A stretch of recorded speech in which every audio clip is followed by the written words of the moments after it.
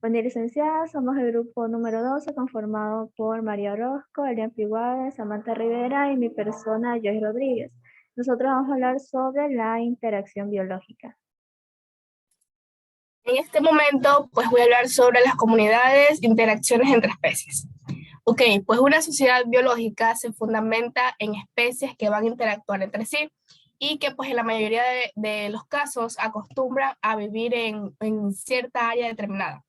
Además, pues los miembros de las distintas especies se comen unos a otros, también se polinizan, cambian nutrientes, compiten por los recursos y también otorgan o dan hábitat. Bueno, pues al final el destino de lo que es la población de una especie, pues en particular, puede estar ligado o entrelazado a las otras especies con las que comparten lo que es su hábitat. Bueno, pues sin embargo, para aprender cierta relación entre las especies, cabe destacar que los biólogos se centran en una exploración de los efectos sobre la efectividad de los individuos involucrados. Bueno, cabe destacar que existen tres grandes categorías de lo que son interacciones. La relación menos-menos, que es conocida como competencia, que es donde ambas partes pierden. La interacción más-menos, que también es llamada o reconocida como consumo o parasitismo, que es donde una gana o se beneficia y la otra pierde. También está la asociación más, que es denominada también mutualismo, que es donde ambas partes ganan. Y una ejemplificación clara de esta, pues, es los pajaritos y los búfalos, siendo así que el búfalo le da calor o le da cobijo, seguridad en su lomo y también ahuyenta a los depredadores. Y pues el pájaro le da o le ayuda patas o piojos y también esto les sirve de alimento. Y por último, pues está la categoría del comensalismo, que es donde uno gana y la otra no se beneficia ni nada en absoluto. Bueno, además de presentar los utensilios que usan los biólogos para indagar la competencia, el consumo y el mutualismo, esta sección o esta parte se centra en tres temas claves.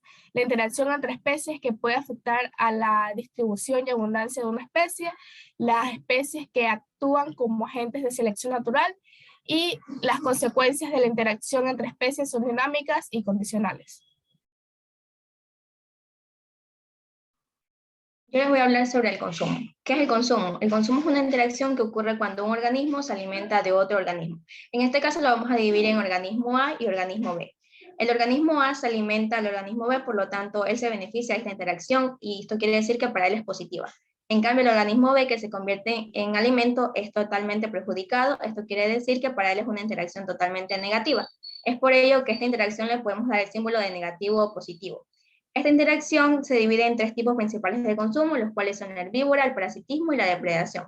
Ahora, la herbívora, ¿qué es? La herbívora corresponde a aquella relación en la que el organismo animal consume las partes vivas de un organismo vegetal. Por ejemplo, los escarabajos extraen cambio, las cigarras chupan la savia y las orugas mastican las hojas. Esta interacción puede disminuir el crecimiento y la reproducción de aquella planta, pero no necesariamente le va a ocasionar su muerte.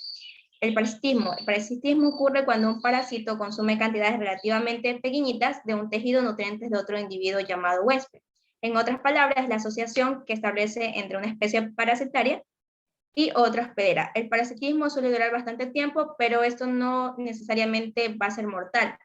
En general, las especies parásitas y hospederas están bien adaptadas las unas a las otras, de modo que la relación no le causa daños severos al organismo parasitario, porque si un parásito matara a su hospedero, también moriría él.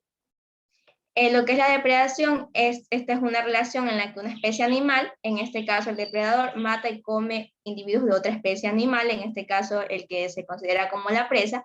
Las especies depredadoras se benefician de esta interacción, mientras que los que son considerados presas son perjudicadas. Por ejemplo, el pájaro carpintero come escarabajos. ¿Cuál se beneficia? El pájaro carpintero. ¿Y cuál se ve perjudicado? El escarabajo.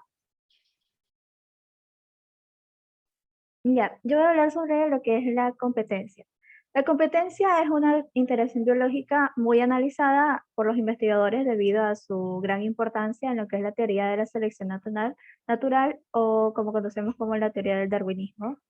Esta es una interacción entre especies que se da cuando distintos individuos usan o luchan para subsistir utilizando los recursos que se encuentran en su hábitat, sino que estos recursos son limitados y esto genera una falta de acceso que puede llegar a privar a los individuos que están en esta competición, afectando así a su manera de llegar a sobrevivir.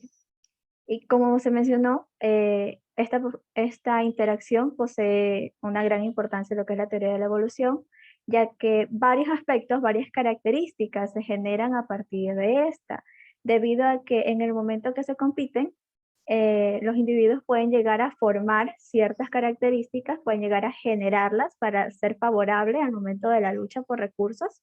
Y si estas características llegan a ser heredables, eso va formando y se va desarrollando a través de generaciones, formándose así lo que nosotros conocemos como la evolución.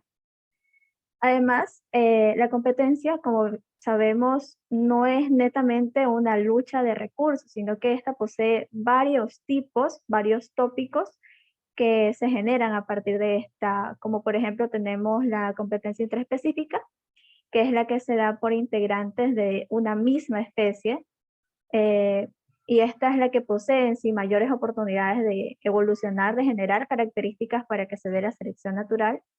Pero a partir de esta tenemos lo que es la competencia interespecífica, que es la que nosotros conocemos con normalidad, que es cuando se da en individuos de diferentes especies.